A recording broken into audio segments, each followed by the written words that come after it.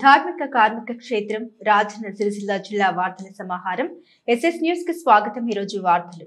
కేసీఆర్ సర్కార్ ఉన్నప్పుడు నార్లు పడేటప్పుడు రైతు బంధు పడేదని కాంగ్రెస్ ను నమ్ముకుంటే ఓట్లప్పుడు మాత్రమే రైతు బంధు పడుతుందని BRS party working president Sircilla MLA KT Rama Rao అన్నారు। సిరిసిల్ల ఎమ్మెల్యే కేటీఆర్ సిరిసిల్లలో సుడిగాలి పర్యటన చేశారు। తెలంగాణ భవనంలో ఈ రోజు ఆయన కార్యకర్తల్ని కలిసి నూతన సంవత్సర శుభాకాంక్షలు తెలిపారు। ఈ సందర్భంగా నిర్వహించిన ప్రత్యేక కార్యక్రమంలో కేటీఆర్ మాట్లాడారు। కొడంగల్ సిరిసిల్ల ఎక్కడికైనా నేను రెడీ, ఒకవేళ రైతు రుణమాఫీ పూర్తయిందని నిరూపిస్తే రాజకీయ సన్యాసం తీసుకుంటామన్నారు కేటీఆర్। కేసీఆర్ ఉన్నప్పుడు నార్లు పడేటప్పుడు రైతు బంధు పడితే కాంగ్రెస్ వాళ్ళని నమ్ముకుంటే ఓట్లు పడేటప్పుడు పడతాయన్నారు। ఇప్పుడు కొత్తగా రైతు భరోసా కోసం రైతులు హామీ పత్రాలు ఇవ్వాలని కొరివి పెడుతున్నారని ఆరోపించారు।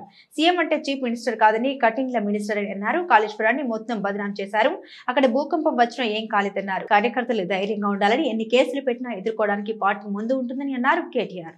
కేసులు వాదించేందుకు ప్రత్యేకంగా న్యాయవాదులు నియమిస్తామన్నారు। లీకులు ఇచ్చి మమ్మల్ని బదనాం చేసేందుకు యత్నించిన వాళ్లను తప్పకుండా కోర్టుకు ఈడుస్తామన్నారు। ఈ కార్యక్రమంలో మాజీ ఎంపీ వినోద్ కుమార్, టీఆర్ఎస్ జిల్లా అధ్యక్షుడు తోట ఆగయ్య, పట్టణ అధ్యక్షుడు జిందం చక్రపాణి, మున్సిపల్ చైర్మన్ జిందం కళా చక్రపాణి, మాజీ మంత్రి కొప్పుల ఈశ్వర్ తదితరులు ఉన్నారు।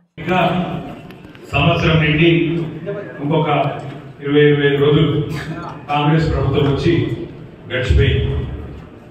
100 రోజుల్లో హామీలు అమలు చేస్తాం, 100 రోజుల్లో 6 గ్యారెంటీలు అమలు చేస్తాం అని చెప్పి 400 రోజులే 100 రోజులు పోయింది, 400 రోజులకు వచ్చింది। 6 గ్యారెంటీలలో అర గ్యారెంటీ మాత్రమే అమలైంది। 6 గ్యారెంటీలో అర గ్యారెంటీ మాత్రం అమలైంది। అది ఏది ఒక ఫ్రీ బస్, అది తప్ప ఇంతవరకు ఒకటి కూడా సరిగ్గా చేయలేదు। కాకపోతే వాళ్ళ మాటలు, దబాయింపులు, ఊకదంపుడు ఉపన్యాసాలు ఇవన్నీ చూసి ఇప్పుడే వినోదాన్ని చెప్పినట్టు నాకు కూడా వశం కాక రుణమాఫీ మీద అబద్ధాలు చెప్తుంటే మొన్న అసెంబ్లీలో అడిగిన, ముఖ్యమంత్రి ఉన్నాడు ఎదురుగానే, మొత్తం మంత్రులు ఉన్నారు, కాంగ్రెస్ వాళ్ళు అందరూ ఉన్నారు, ఎమ్మెల్యేలు, వాళ్ళందరూ కూడా చెప్పినట్టు మీరు చెప్పిన మాటల్లో వాస్తవం ఉంటే, అసెంబ్లీలోనే చెప్తున్నా, మీరు చెప్పిన మాట వాస్తవం అయితే 2 లక్షల రూపాయలు రుణమాఫీ చేసినామని మీరు ఏదైతే చెప్తున్నారో, కావాలంటే ఇంటికి ఒక బస్ చేసుకుని అందరం కలిసి పోదాం, ముఖ్యమంత్రి సొంత ఊరు కొండారెడ్డిపల్లికి పోదామా, ముఖ్యమంత్రి నియోజకవర్గం కొడంగల్ పోదామా, లేదా నా నియోజకవర్గం సిరిసిల్ల పోదామా, ఊరు మీ ఇష్టం, ప్లేస్ మీ ఇష్టం, డేట్ మీ ఇష్టం, టైం మీ ఇష్టం, ఒక్క ఊళ్ళో రైతులు 100% రుణమాఫీ అయిందని చెప్తే నేను రాజీనామా చేస్తున్నారు, రాజకీయ సన్యాసం ఇస్తాను। కానీ కాంగ్రెస్ వాళ్ళు పాపం వాళ్ళు బయటనేమో నవ్వుతారు, అసెంబ్లీలో అడిగేవారు నవ్వుబడిపోయినట్టే ఏం చెప్పాలి, అటు ఇటు ఇటువంటి చూసి ఎందుకంటే పెద్దపల్లి ఎమ్మెల్యే చెమ్మని, పెద్దపల్లి ఎమ్మెల్యే ఉన్నాడు, విజయ్ ఉన్నారు, మా మాజీ ఎమ్మెల్యే మనోహర్ రెడ్డి సాబు ఇక్కడ ఉన్నాడు, విజయ్ ఉన్నారు ఇష్యూ, ఆయన రిక్షా ఇష్యూ మైక్ తీసుకున్నాడు, ఏం చెప్తాడు అని నేను అనుకుంటున్నాను, మీరు రాని దమ్ముంటే పెద్దపల్లి మా దగ్గర 70% రుణమాఫీ అయింది అన్న, ముఖ్యమంత్రి 100% అంటాడు, ఎమ్మెల్యే 100 అంటాడు, బయట బ్యాంక్ కూడా చాలా అంటాడు, బయట వదిలేమో 20% కాలేదు, చూపించలేదు మీకు, కనీసం అబద్ధాలు చెప్తున్నారంటే తీసుకొచ్చి మీరు బేకారు అని చెప్పినాడు।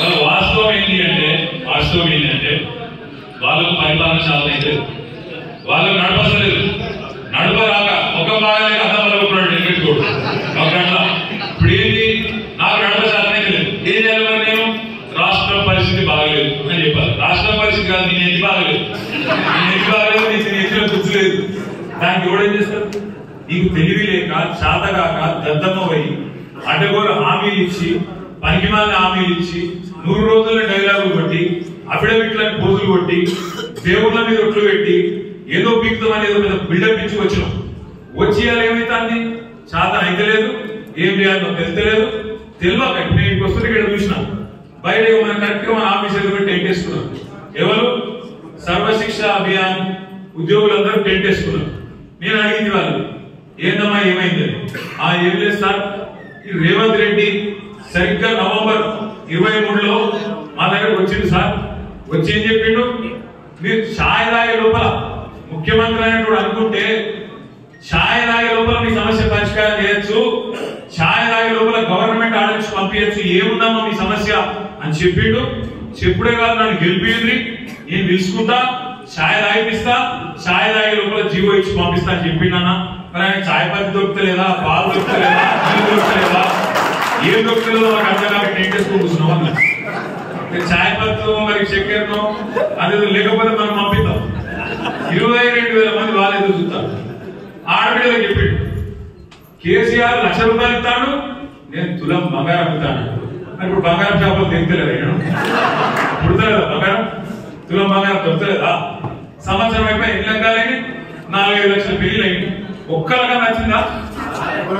రాలి. రుణమాఫీ అన్నాడు. నేను ముఖ్యమంత్రిని అడుగుతున్నా, మళ్ళీ ఒకసారి వేదికగా అడుగుతున్నా. నిన్న చెప్పినా మళ్ళీ చెప్తున్నా. ఎంత సిగ్గుదప్పిన ప్రభుత్వం అంటే, ఎంత ఇజ్జత్ లేని ప్రభుత్వం అంటే కాంగ్రెస్ ప్రభుత్వం. వీళ్ళే చెప్పారు. ఏం చెప్పారు? డిసెంబర్ 3కు ముందు తీసుకుంటే అప్పుడు యాదకుండాలి మనం రైతు బంధు కోసం 7,600 కోట్లు తయారు చేసి పెట్టినాం డిసెంబర్ లో. పోయిన సంవత్సరం ఇదే టైం పెడితే రేవంత్ రెడ్డి ఉత్తరం రాసిండు ఎలక్షన్ కమిషన్, మీరు అర్జెంట్ గా ఆపాలి లేకపోతే ఎన్నికల ప్రభావం పడుతుంది, కేసీఆర్ మళ్ళీ రైతులందరూ మళ్ళా ఓట్లేసి మళ్ళీ గెలిపిస్తారు, మీరు ఆపుని అని ఎలక్షన్ కమిషన్ ఉత్తరం రాశారు. రాష్ట్ర ఎలక్షన్ కమిషన్ వాళ్ళు ఎన్నికలు ప్రభావితం అయితే అని చెప్పి ఆపేసారు. అప్పుడు ఏం చెప్పిండు రేవంత్ రెడ్డి? డిసెంబర్ 3కు ముందు తీసుకుంటే ఎకరానికి 5,000, డిసెంబర్ 7 తర్వాత తీసుకుంటే ఎకరానికి 7,500 అన్నాడు. 7,500 కాదు, 75 పైసలు ఇచ్చిండు. అవి 75 పైసలు. ఆ రోజు మనం ఏదైతే కూడబెట్టిపోయామో 7,500 కోట్లు అవి మళ్ళా 3-4 నెలలు సదానికి గవే ఇచ్చిండు. దాని తర్వాత పార్లమెంట్ దాకా ఇచ్చిండు. ఎప్పుడైనా నాటు పడటం పడతాయి రైతు బంధు పైసలు, నేను ఉన్నప్పుడు ఓట్లు పడటం పడతాయి పైసలు. అన్నట్టుంటది కాంగ్రెస్ పెట్టుకుంటే. అట్లా ఈ కాంగ్రెస్ ప్రభుత్వం వచ్చినాక రైతు భరోసా రూపాయి ఇయ్యలేదు.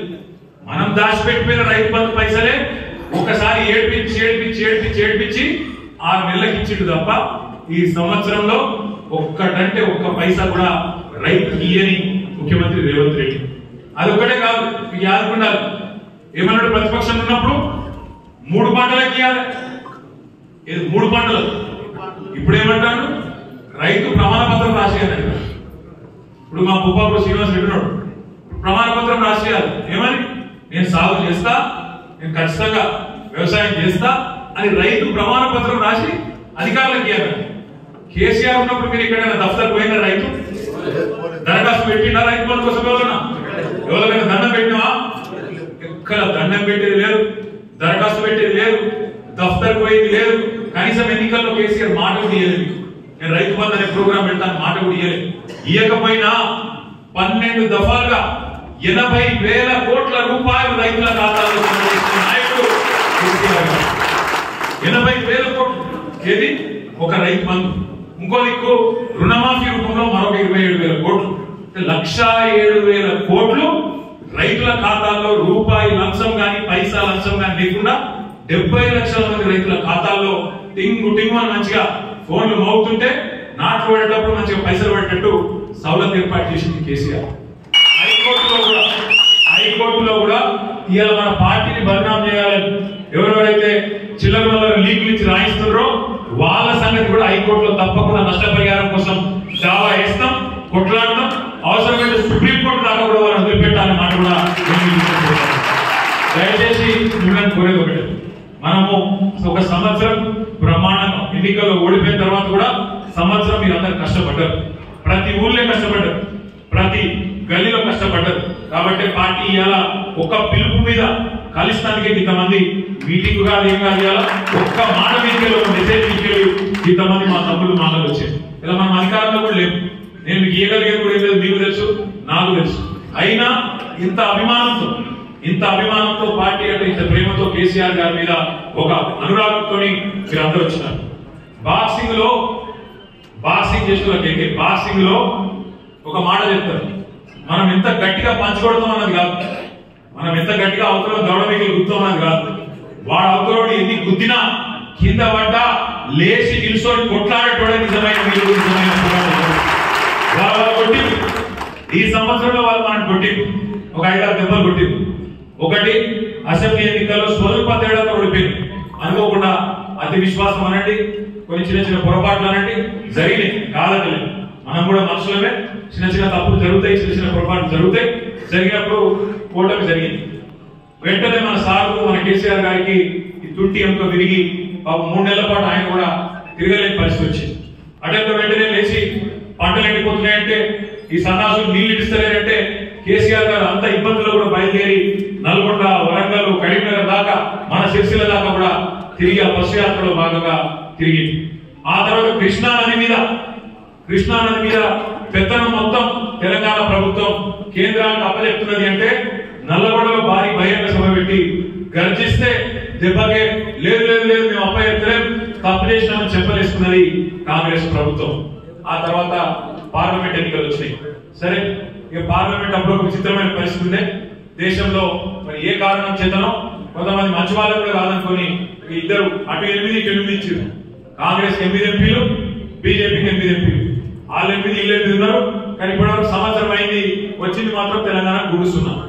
అందరికి అర్థమైంది ఎట్లయితే చంద్రబాబు నాయుడు గారు, నితీష్ కుమార్ గారు 10-12 మంది ఎంపీలతో కేంద్రంలో చక్రం తిప్పుతున్నారో తప్పకుండా మళ్ళీ ఒక రోజు వస్తుంది. కేసీఆర్ గారి దేశంలో ఉండే ప్రభుత్వానికి తప్పకుండా వస్తుంది. మళ్ళీ మన ఎంపీ కూడా మనం గెలిపించుకుందాం ఈసారి తప్పకుండా. ఆ విషయంలో కూడా ఆ రోజు కొంత మనకు నష్టం జరిగింది. ఆ తర్వాత మనం గెలిపించిన ఎమ్మెల్యేలు ఒక 10 మంది పోయి ఇట్లా ఈ సంవత్సరంలో చాలా దెబ్బతిన్నాం. కానీ ఎంత దెబ్బతిన్నా, ఎన్ని రకాలుగా ఇబ్బంది పడ్డా, ఒకటి మాత్రం పక్కాగా జరిగింది. వాళ్ళకు కూడా కాంగ్రెస్ లో కూడా నిద్రలేని రాత్రులు అంటే ఏందో అది కూడా మనమే చూపెట్టిన ముఖ్యమంత్రి ఎవరు ఒక రూపాయికి ఒక ఇల్లు ఇచ్చిన అప్ప ఇందిరా మిల్లు లాంటివి ఉన్న ఇల్లు కూడా కొట్టుకున్నాయి. ఉన్న ఇల్లు కూడా కొట్టి కళలు మార్చడం వేరు, ఊసరవల్లి కంటే వేగంగా కళగా మార్చుతుంది. కానీ నేనేమంటున్నా అంటే ఒక్క కొత్త పథకం లేదు, ఒక్క ఇంటిగా కట్టింది లేదు, ఒక కొత్త కాలేజీ పెట్టింది లేదు. కానీ 1,37,000 కోట్ల అప్పు ఎడవుతాయి పైసలు. మరి ఢిల్లీకి మూటలు కట్టి పైసలు ఇవాళ వేల కోట్ల రూపాయలు ఢిల్లీకి పంపుట్లో బిజీగా ఉన్నాడు ఈ ముఖ్యమంత్రి. తెలంగాణ కాంగ్రెస్ పార్టీకి ఏటీఎం అయింది. ఏటీఎం అంటే ఏంటేనా? ఎప్పుడు కావాలంటే అప్పుడు పోవాలి, కార్డు గీకాలి, పైసలు కూర్చాలి. సేమ్ తెలంగాణ పరిస్థితి కాంగ్రెస్ కట్లే అయిపోయింది. ఎప్పుడు కావాలంటే అప్పుడు రేవంత్ విలువాలి, గీకాలి, పైసలు పోవాలి, అట్లా అయిపోయింది. తెలంగాణ కాంగ్రెస్ కి కూడా ఏటీఎం అయిపోయింది. కానీ తెలంగాణ పరిపాలన ఎట్లా అయిపోయింది? పిచ్చోని చేతిలో ఆయన లెక్క అయిపోయింది. ఎప్పుడు ఎవరు కొడుతుందో తెలియదు. సిమెంట్ ఫ్యాక్టరీ పెడతా అంటాడు అదాని సిమెంట్ ఫ్యాక్టరీ ఎడ పెడతా అంటాడు. ఒకటేమో కొడంగల్లో పెడతాడు, ఒకటేమో రామన్న పెట్టి పెడతాడు. అక్కడ వాళ్ళ భూములు ఇవ్వాలి పాపం గిరిజన రైతులు. ఇవాళ ఏం చేసిండు? 40 రోజులు జైల్లో పెట్టింది. ఆ కేసులో కూడా నన్ను ఇద్దామని విషయం. నువ్వే ఉన్నావు దీనెక్క, నువ్వే కొట్టించినావు. అరే నాకేం సంబంధం రాబోయండి, లేలే నువ్వే ఉన్నావు, నువ్వే కొట్టించినావు, అందులో దొరకబడతా అన్న విషయం. ఆ తర్వాత కొన్ని రోజులు అది ఊరు కొడతా, ఇది ఊరు కొడతా, కొన్ని రోజులు ఎక్కులాడి ఏం చేసినా రేవంత్ రెడ్డి 6 గ్యారెంటీల విషయంలో అంటే 6 గ్యారెంటీలు ఎప్పుడో మర్చిపోయాడు. కానీ నా మీద 6 కేసులు మాత్రం పెట్టే ప్రయత్నం చేసి 6 కేసులలో ఏదో దాన్ని ఇంకేయాలి, జైలు పంపాలని మాత్రం బాగుంది. నేను మీ అందరికి కోరేది ఒకటే, కేసుల గురించో ఫీజుల గురించో మనం భయపడే అవసరం లేదు. మనం ఇవ్వాలి కూడా దాని గురించి బయట చర్చ పెట్టే అవసరం కూడా లేదు. మనం ఒకటే పని చేద్దాం ఈ కొత్త సంవత్సరం. ఏంటది? ఆయన కేసుల గురించి మాట్లాడని, మనం రైతుల గురించి మాట్లాడదాం, మనం ప్రజల గురించి మాట్లాడదాం, రైతు భరోసా గురించి మాట్లాడదాం. నువ్వు ఇచ్చిన 420 హామీలు ఏమైనా అడుగుదాం. వాళ్ళ పాపం మన అటెన్షన్ డైవర్షన్ కోసం మనం ఏదైనా చేసినా పక్కదారి పట్టియాలి, ఇదైందట, అదైందట, గడ్ల ఇదైందట, గిడ్ల ఇదైందట అని చెప్పి ఆలోచనలు. రైతులకు మెరుగైన సేవలను అందిస్తూ వారిని అభివృద్ధి బాటలు నడిపించడమే పాలకవర్గం ధ్యేయమని పోద్గల్ మార్కెట్ కమిటీ చైర్మన్ తలారి రాణి నరసింహులు అన్నారు. ముస్తాబాద్ మండలం పోద్గల్ వ్యవసాయ మార్కెట్ కమిటీ కార్యాలయంలో చైర్మన్ తలారి రాణి అధ్యక్షతన సాధారణ సర్వసభ్య సమావేశం నిర్వహించారు. ఈ సందర్భంగా గతంలో తీర్మానించిన పనులతో పాటుగా నూతన పనులపై పాలకవర్గం సభ్యులు అధికారులు చర్చించారు. ఈ సందర్భంగా మార్కెట్ యార్డ్లో ఉన్న అన్నదాతలకు మెరుగైన సదుపాయాలు కల్పించేందుకు గాను కూలిపోయిన యార్డ్, ప్రహారీ గోడ, అదనపు స్టోరేజ్ గది, డ్రైనేజీ, మార్కెట్ యార్డ్, ఆహ్వాన తోరణం, బోర్తో పాటు 7 అభివృద్ధి పనులకు సభ్యులు తీర్మానం చేశారు. అనంతరం మార్కెట్ యార్డ్లో గతంలో కురిసిన వర్షాలకు కూలిన ప్రహారీ గోడలను సభ్యులతో పాటు చైర్మన్ పరిశీలించారు. ఈ సందర్భంగా గతంలో మార్కెట్ యార్డుకు వచ్చిన ఆదాయ వ్యయాలను సెక్రటరీ సభ్యులకు వివరించారు. ఈ సందర్భంగా చైర్మన్ మాట్లాడారు.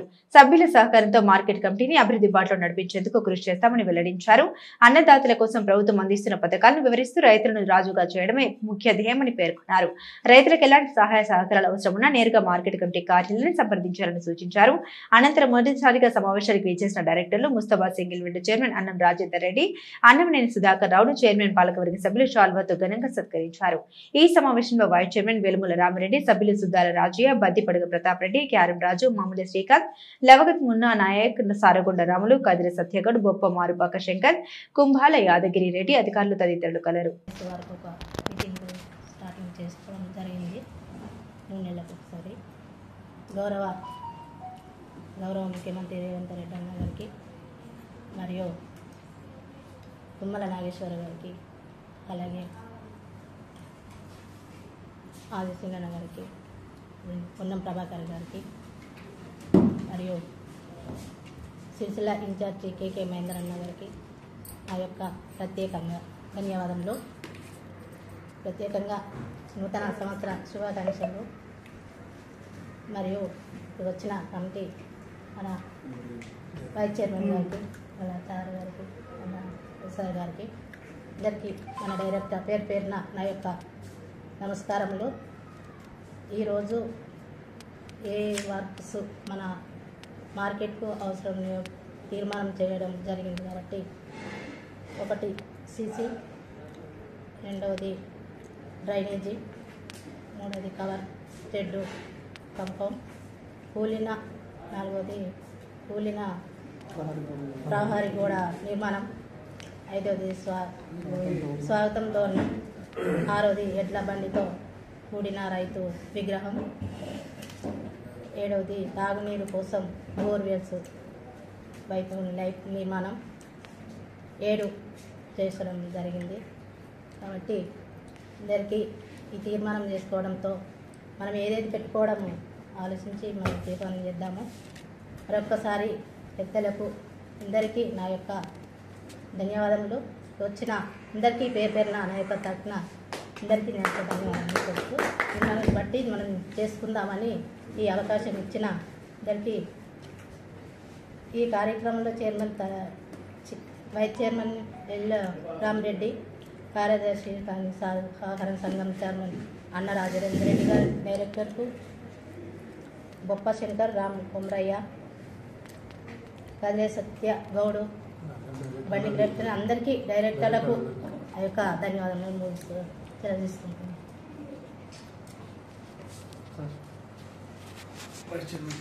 మార్కెట్ కమిటీ పాలకవర్గం మీటింగ్ ఏర్పాటు చేయడం జరిగింది. దానికి కొన్ని తీర్మానాలు చేయడం కూడా జరిగింది. మొన్ననే భూ సర్వే కూడా చేయించాను. ఇక్కడ కంపౌండ్ 5 ఎకరాల 11 గుంటలు ఉంటుంది. అది సర్వే రిపోర్ట్ కూడా ఇంకా పూర్తి రాలేదు. వచ్చిన తర్వాత ఈ 7 తీర్మానాలు ఏదైతే చేసినామో ఆ తీర్మానాలను ఏఈ కానీ డిఈ కానీ ఎస్టిమేట్ వేయించి వర్క్ ప్రపోజల్ తీసుకొని మంత్రివారి ద్వారా ఈ పనులను పూర్తి చేయడానికి మేము సిద్ధంగా ఉన్నాం. పాలకవర్గం మొత్తం. తంగలపల్లి మండలం మండపల్లి గ్రామంలోని ప్రభుత్వ భూమిని ఆక్రమించిన వారిపై వెంటనే ప్రభుత్వం చర్యలు చేపట్టాలని సిపిఐ జాతీయ నాయకులు చాడ వెంకటరెడ్డి డిమాండ్ చేశారు. తంగలపల్లి మండలం మండపల్లి గ్రామంలోని ప్రభుత్వ భూమిని ఆక్రమించిన వారిపై వెంటనే ప్రభుత్వం చర్యలు చేపట్టాలని సిపిఐ జాతీయ నాయకులు చాడ వెంకటరెడ్డి డిమాండ్ చేస్తూ మండపల్లి గ్రామంలోని భూములను పరిశీలించి బాధితులతో మాట్లాడారు. ప్రభుత్వ భూమిని ఎవరు ఆక్రమించినా వారిపై చట్టపరమైన చర్యలు తీసుకోవాలని కోరారు. కేసీఆర్ రాజ్యంలో గుట్టలు కూడా పట్టాలయ్యాయన్నారు. అక్రమాలు చేసిన వారు మొత్తం బీఆర్ఎస్ నాయకులే అన్నారు. వీరిపై చట్టపరమైన చర్యలు తీసుకుని క్రిమినల్ కేసులు పెట్టాలన్నారు. అలాగే బాధితులకు ధైర్యం చెప్పి ఈ విషయాన్ని సీఎం రేవంత్ రెడ్డితో మాట్లాడి న్యాయం జరిగేలా చూస్తామన్నారు. బాధితులకు అండగా ఎప్పుడు సిపిఐ పార్టీ ఉంటుంది. వీరి వెంట జిల్లా కార్యదర్శి గుంటి వేణు, జిల్లా మండల సిపిఐ నాయకులు ఉన్నారు. ఇక్కడ మన సీనియర్ అంటే 90 ఏళ్ళ వయసున్నటువంటి దేవయ్య వచ్చారు. సరే, జిల్లా కార్యదర్శి వేణు గారు అనేక అంశాలు ప్రస్తావన చేశారు. మనం చూస్తూ ఉన్నాం, భూమి అనేది ఇప్పుడు ఒక వ్యాపార వస్తువు అయిపోయింది. గతంలోనేమో భూస్వాముల చేతుల్లో భూములు, ఇప్పుడేమో రియల్ ఎస్టేట్ వ్యాపారుల చేతులు భూములు. పేదవాని బతుకు అతుకుల గొంతుగానే, చితికిపోతున్న బతుకుగానే కొనసాగుతున్నాయి. గతంలో అనేక చట్టాలు వచ్చినాయి. అసలు దున్నేవాడికే భూమి అన్నది సిపిఐ, వెట్టిశాఖ రద్దన్నది సిపిఐ, దొరల భూములలో జెండాలు బాతి పేదోళ్ళకు భూములు పంపించింది సిపిఐ, ఎర్ర జెండాలు. అయితే ప్రభుత్వాలు మారుతున్న 6 చట్టం అని, ఇంకో రకాలుగా పట్టేదారు పాస్బుక్లని, అసైన్మెంట్ చట్టం అని, లేకుంటే భూస్వామ్య చట్టం అని, లేకుంటే రకరకాల చట్టాలు వచ్చినాయి. ఎన్ని చట్టాలు వచ్చినా కుండనే ఉంటుంది, కిందనే ఉంటుంది, మీదికి ఉంటే పైన మధ్య తప్పించుకోబోతుంది. కేసీఆర్ ఇక్కడ ముఖ్యమంత్రి అయిన తర్వాత తెలంగాణ వచ్చినాక మేము చెప్పింది ఏంటంటే, నేనే రిప్రజెంట్ చేస్తాను, అయ్యా 90 ఏళ్ళ కింద సర్వే అయింది తెలంగాణలో, నైజాం కాలంలో సర్వే అయింది, సర్వే నెంబర్ వారుగా సమగ్ర సర్వే చేయండి. దొంగలెవరో దొరల తెలుపుతారు. ఇవాళ రియల్ ఎస్టేట్ వ్యాపారులు సిక్కం భూమి పక్క పొంటి పట్ట భూమి ఉంటాడు, దాన్ని బై నెంబర్ రిజిస్టర్ చేసుకుంటాడు. ప్రభుత్వ భూములు ఉన్న కాడ, కారజ్ ఖాతాలు ఉన్న కాడ, గుట్టలు ఉన్న కాడ పక్క పొంటి పట్ట భూమి ఉంటాడు, వాటిని రిజిస్టర్ చేసుకుంటాడు. గుట్టలు కూడా ఇప్పుడు పట్టాలు అయిపోయింది, అవి సాగు చేస్తానికి కాదు. అంటే కేసీఆర్ రాజ్యంలో జరగదంటూ లేదు, అంతా మాయే. మరి సూచు మంత్రంగా జరిగిపోయింది. ఆయన కొత్త రెవెన్యూ చట్టం తీసుకొచ్చినప్పుడు నన్నే అసెంబ్లీ పిలిచాడు. మీరు సలహా ఇవ్వండి, సిపిఐ భూపోరాటాలు చేసేవాళ్ళు మీకు చట్టాల మీద అవగాహన పిలిస్తే నేను కూర్చుండి 12 గంటల నుంచి ఉదయం 12 గంటల నుంచి రాత్రి 6 గంటల కూర్చున్నాను. నేను చెప్పింది ఏంటంటే సర్వే నెంబర్ వారుగా సమగ్ర సర్వే చేయండి, నంబర్ 1. నంబర్ 2, ఎవరైతే మోకా మీద కాస్తులు ఉన్నారో వాళ్ళకి పట్టాలు ఇవ్వండి. ఈ ధరణి పోర్టల్ అనేది సెల్లే వైరస్ వస్తుంది, ధరణి పోర్టల్ వైరస్ కాక తప్పదు అని అప్పుడే చెప్పాను. పోడు భూములకు పట్టాలు ఇవ్వండి. ఇలాంటి విషయాలన్నీ ఎవరైతే కబ్జాలు ఉన్నారో పేదోళ్ళు రైతులకు పట్టాలు ఇవ్వకపోతే వాళ్ళకి ఇవ్వండి అని చెప్పినాం. మంచిది అన్నాడు, అన్నీ చేస్తా అన్నాడు, చట్టంలో రాసినారు. కానీ ఆ చట్టం ఉన్న వాళ్ళ చుట్టాలుగానే మారిపోయింది. ధరణి పోర్టల్ పేరుతో పిఓటి యాక్ట్ కింద, అంటే ప్రొహిబిషన్ దానిలో అంటే నిషేధిత చట్టం కింద ఉన్నటువంటి భూములు కూడా పట్టాలు ఇచ్చుకున్నారు.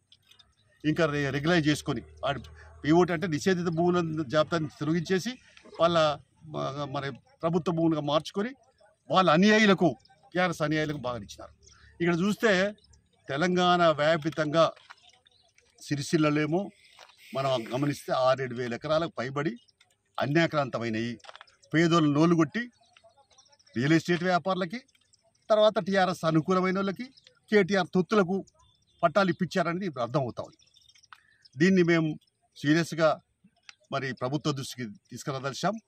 ఏదైనా ఇవాళ ఈ రేవంత్ రెడ్డి ప్రభుత్వం కూడా మొన్న భూభారత్ చట్టం తీసుకొచ్చారు. సర్వే నెంబర్ వారుగా సమగ్ర సర్వే చేయాల్సిందే. తర్వాత ఎవరైతే ఇప్పుడు ఆయన పట్టేదారు పాస్బుక్లు ఉన్నాయి, ఇప్పుడు ఈ పట్టేదారు పాస్బుక్ ఉన్నటువంటి వీళ్ళందరికీ కూడా వీళ్ళకి బాజాప్తా పట్టేదారు పాస్బుక్లు ఇవన్నీ ఉన్నాయి. కాబట్టి వీటికి సంబంధించినటువంటి ఇవి కూడా వీళ్ళకి తప్పనిసరిగా ఇవ్వాల్సిందే. BRS working president Sircilla MLA KT Rama Rao సిరిసిల్లలో సుడిగాలి పర్యటన చేశారు. ఇటీవల పలు శుభ కార్యక్రమాలు జరగగా వారి కుటుంబాన్ని సందర్శించారు. మరోవైపు వివిధ కారణాలతో మృతి చెందిన కుటుంబాన్ని కేటీఆర్ పరామర్శించారు. సిరిసిల్ల ఎమ్మెల్యే కేటీఆర్ సిరిసిల్లలో సుడిగాలి పర్యటన చేశారు. సిరిసిల్ల పట్టణంలో ఇటీవల వివాహాలు జరిగిన కుటుంబాన్ని సందర్శించారు. టీఆర్ఎస్ పట్టణ ప్రధాన కార్యదర్శి వివాహం జరగగా వారి కుటుంబాన్ని సందర్శించి నూతన వధూవరులను కేటీఆర్ ఆశీర్వదించి శుభాకాంక్షలు తెలిపారు. మరోవైపు రాజునగర్ వార్డు కౌన్సిలర్ బుర్ర మల్లికార్జున కొడుకు పుట్టినరోజు సందర్భంగా వారి కుటుంబానికి వెళ్లి చిన్నారిని ఆశీర్వదించారు. మరోవైపు ఇటీవల వివిధ కారణాలతో మృతి చెందిన కుటుంబాన్ని కేటీఆర్ పరామర్శించారు. టీ న్యూస్ రిపోర్టర్ చల్ల ప్రసాద్ రెడ్డి తండ్రి రాజురెడ్డి ఇటీవల మృతి చెందగా వారి కుటుంబాన్ని, అలాగే సాక్షి రిపోర్టర్ మల్లికార్జున తల్లి లక్ష్మమ్మ మృతి చెందగా వారి కుటుంబాన్ని కేటీఆర్ పరామర్శించారు. వీరి వెంట మాజీ MP Boinapally Vinod Kumar, TESCAB chairman Konduru Ravinder Rao, municipal chairperson Jindam Kala Chakrapani, party senior నాయకులు చీటి నరసింహరావు, బొల్లి రామ్మోహన్, మేనా రవి, మంచు శ్రీనివాస్ తదితరులు ఉన్నారు.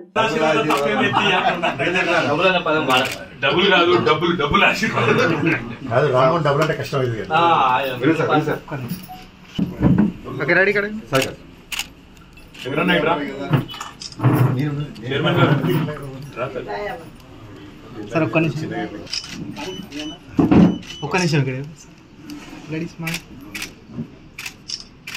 ఓకే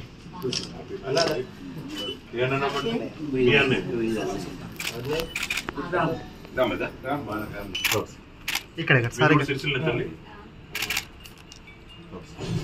అమ్మాయిని మంచిగా చూసుకుంటూ వెళ్ళదా అమ్మాయి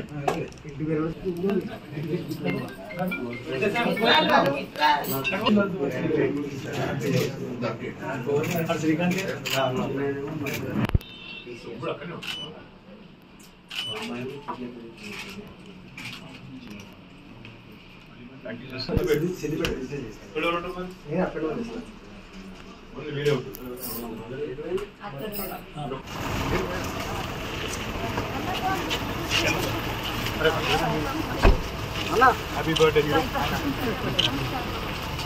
డబుల్ పాయింట్ లేదా రోడ్ మీద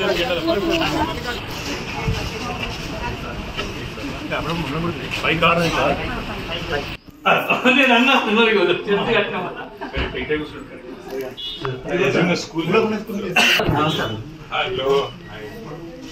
భయపడతాను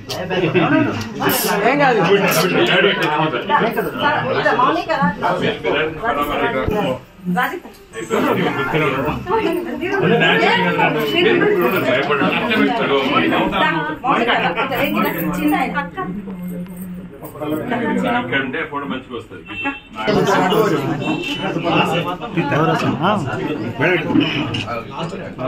ఎట్లా అంటే కొత్త సంవత్సరం ఫస్ట్ కైనా కూడా డిసెంబర్ 30 హ్యాపీ బర్త్డే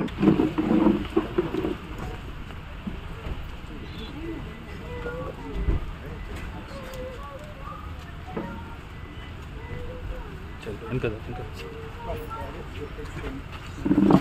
బ్యాక్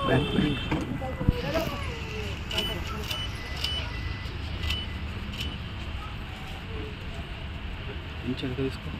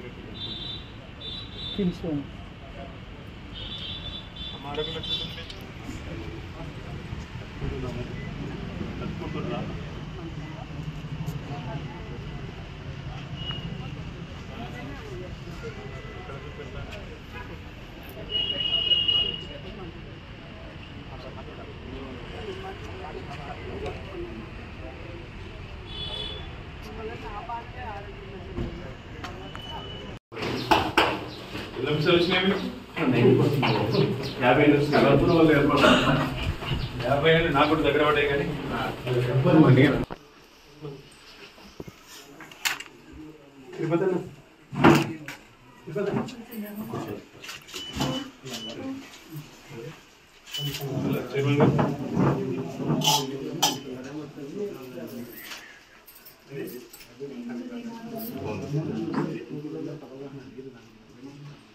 మొత్తం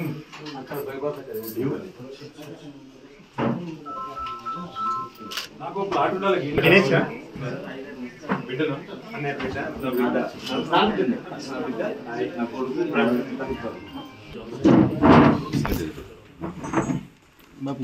ఇంజనీరింగ్ అయిపోయింది జాబ్ రిజైన్ చేసి సివిల్ మెత్తగారు ఇక్కడ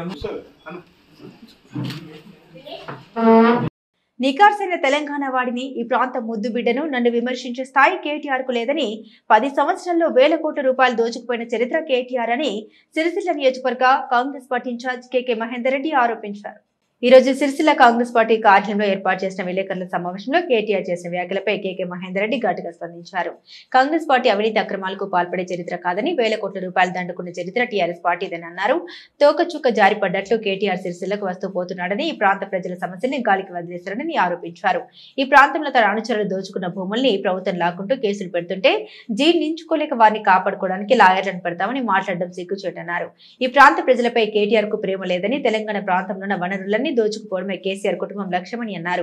10 ఏళ్ల పాలనలో రైతులకు చేసింది ఏమీ లేదని, రేవంత్ సర్కార్ అధికారులకు వచ్చే సంవత్సరాల కాలంలో రైతు రుణమాఫీ చేసిందని, సబ్సిడీ కింద విత్తనాలు ఇస్తోందని, అనేక పథకాలు అమలు చేస్తూ ముందుకు సాగుతుంటే జీర్ణించుకోలేక తప్పుడు ప్రచారం చేస్తున్నారని ఆరోపించారు. ఇంకోసారి తనపై తప్పుడు ప్రచారం చేస్తే ఊరుకునే ప్రసక్తి లేదని కేకే మహేందర్ రెడ్డి హెచ్చరించారు. ఈ విలేకరుల సమావేశంలో జిల్లా గ్రంథాలయ చైర్మన్ నాగుల సత్యనారాయణ గౌడ్, ఎస్ఎస్ఎల్ జిల్లా అధ్యక్షుడు Akuduru Balaraju, market committee chairman Velumula Swaroopa, Choppadandi Prakash, Gaddam Narsaiah, కాతరి Devdas తదితరులు ఉన్నారు. తాటాకు చప్పులకు కుందేలు బెదిరే. ఇవాళ నేను ఈ స్థానికంగా పుట్టి పెరిగిన బిడ్డను. ఎన్ని కష్టాలు వచ్చినా, నిష్ఠూరాలు వచ్చినా ఈ ప్రాంతాన్ని పట్టుకొని ఉండే బిడ్డను.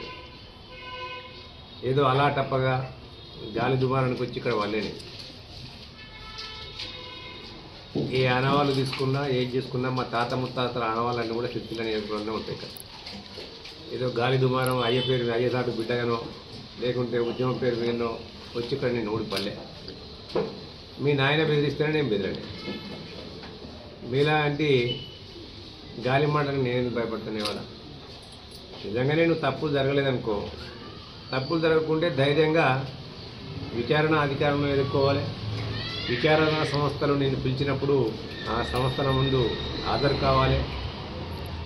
నీ యొక్క ఆరోపణలు ఏ విధంగా నిరాధారమైనయో నిరూపించుకునే ప్రక్రియ చేపట్టాలి. అధికారం కోల్పోగానే మతి భ్రమించి అలా పిచ్చి పిచ్చిగా మాట్లాడుతున్నట్టున్నది. ఆయన మతి భ్రమించి మాట్లాడుకుంటూ నన్నేదో మాట్లాడతాను, నేనేదో మతి భ్రమించిపోయినాను.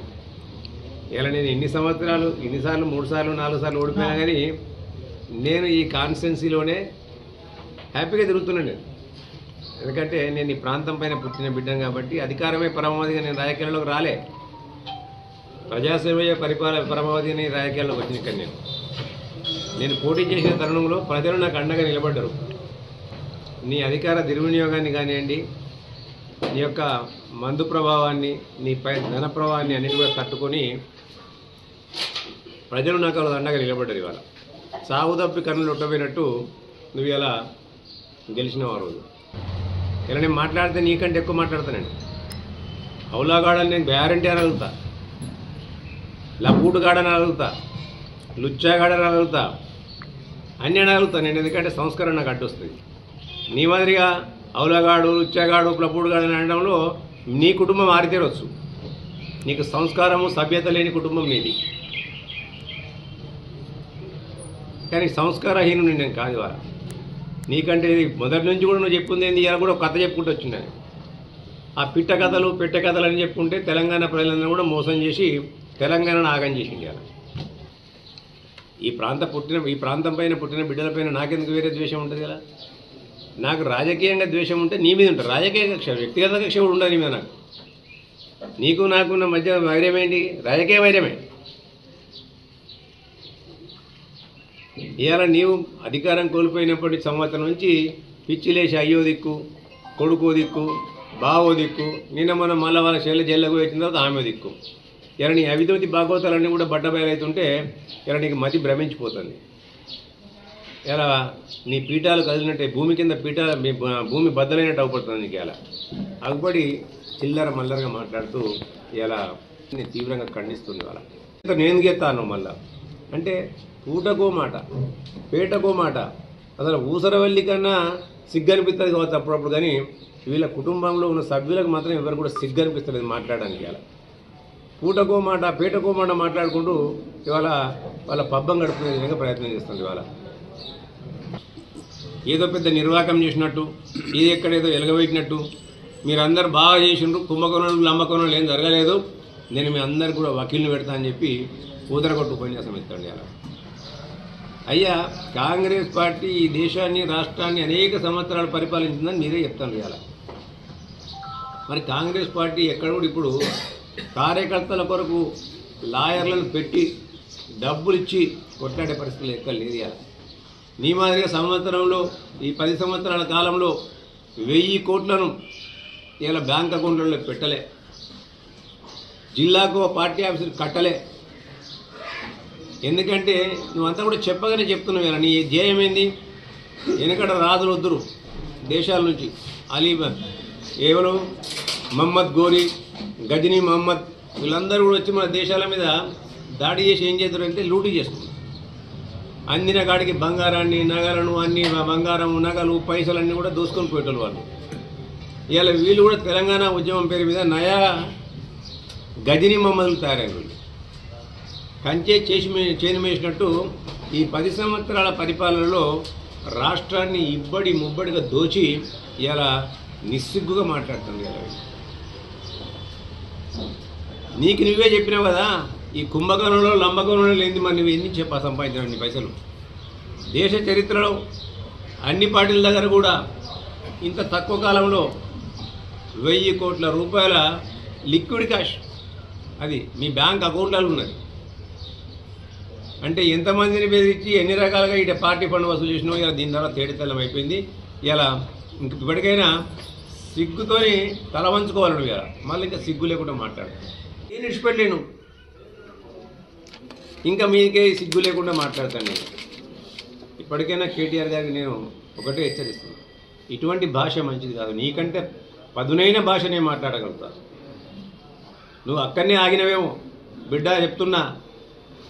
అంతకంటే గట్టిగా మాట్లాడితే నేను మాట్లాడితే తలకాయ ఎక్కడ పెట్టుకోను ఒకసారి ఆలోచించుకోను. నీ బతికేందో నాకు తెలియదనా? నీ బతుకు తెలుసు. ఆ బతుకును నేను బహిర్గతం చేస్తే నువ్వు తలకాయ ఎడబెట్టుకున్నది తెలవాలి. ఇప్పుడు ఈ ప్రాంత ప్రజలందరికీ కూడా నీ బతుకు తెలిసి అలా ఏదో అక్కడ పోయి హైదరాబాద్లో సెలబ్రిటీల మధ్యలో కూర్చొని ఇలా నువ్వు నేను ఏదో పైనుంచి ఊడిపడ్డట్టు, పైనుంచే ఊడిపడ్డావు రాజకీయాలు అన్న డౌట్ ఏం లేదు. ఇక అయ్యచాటు బిడ్డగా తెలంగాణ ఉద్యమంలో వచ్చి నువ్వు బతికి బట్ట కట్టినావు తప్ప సొంతంగా నీకు రాజకీయం చేసిన తెలివి లేదు ఇవాళ అక్కడ కూడా. ఇంకా కూడా నీ భాగవతాలను కూడా బయటపడతాయి. నీ భాగవతాలే కాదు, రాష్ట్ర వ్యాప్తంగా నీ పార్టీ అనుయాయులు ఇలా నువ్వు చేయబట్టి అనేక మంది అధికారులు ఇలా ఇబ్బందుల పాలవుతారు. ఇక అటవే నువ్వు చేసిన కుంభకోణాల్లో అనేక మంది అధికారులు ఇరుక్కుంటారు. ఇవాళ మొన్న ఈ కార్ రేసులో చూసినాం మనం. హెచ్ఎండిఏ చీఫ్ ఇంజనీర్ అని, అతనే అరవింద్ కుమార్ గారని, దాన కిషోర్ గారని, ఆ రోజు ఉన్న అధికారుల దుర్వినియోగంతో వాళ్ళ చట్టానికి వాళ్ళ యొక్క అనుగుణంగా వాళ్ళని పనిచేయకుండా వాళ్ళపైన విపరీతమైన ఒత్తిళ్లు తీసుకొచ్చి ఏ విధంగా నువ్వు ఫిరా చట్టాన్ని కానీ వీటన్నింటినీ కూడా ఆర్బీఐ గవర్నింగ్ రూల్స్ని కానీ వీటన్నింటిని కూడా నువ్వు అధిగమించి ఏ విధంగా ప్రభుత్వ సొమ్మును పరదేశాలకు తరలించిన వైనాన్ని అందరూ కూడా కళ్ళకు కట్టినట్టు చూస్తారు. ఇవన్నీ నువ్వే చెప్పినావు, నీకు నువ్వే ఒప్పుకొని మళ్ళీ అని నేను కాదని బుకాయిస్తున్నావు. కదా ఇప్పటికైనా నేను కేటీఆర్ గారికి ఒకటే విజ్ఞప్తి చేస్తాను, నీవు ఇక్కడ పుట్టిన బిడ్డవు కాదు. ఈ ప్రాంతం నీకు పేగుబంధం లేదు. ఇక్కడ కేవలం రాజకీయ బంధం తప్ప నీకు ఈ ప్రాంతంతో పేగుబంధం లేదు. ఇక్కడ ఈ ప్రాంతంలో ఉన్న నాయకులతో కూడా నీకు ఆత్మబంధం లేదు. ఇవాళ అటువంటప్పుడు మళ్ళీ వాళ్ళను నీ పెట్టకథలు చెప్పుకుంటా ఆఖరికి ఒకసారి ఈ 10 సంవత్సరాల కాలంలో తెలంగాణ ప్రాంతాన్ని దివాలా తీసి అప్పులపాలు చేసినావు. మళ్ళీ అలా మేకపోతు గాంభీర్యం ప్రదర్శించుకుంటూ మళ్ళగదే పిట్టకథలు చెప్పుకుంటా ఏదో కాలమిల్లది అని చూస్తున్నావు. నీవు ఎన్ని పిట్టకథలు చెప్పినా, ఎన్ని కట్టుకథలు చెప్పినా తెలంగాణ ప్రజలు కానివ్వండి, తెలంగాణ సిరిసిల్ల ప్రజలు కానివ్వండి, ఇలా నమ్మే పరిస్థితులు లేరు ఇవాళ. ఈ వార్తలు ఇంతటితో సమాప్తం. తిరిగి ప్రసారమయ్యే SS న్యూస్ లో కలుసుకుందాం. అంతవరకు సెలవు. నమస్కారం.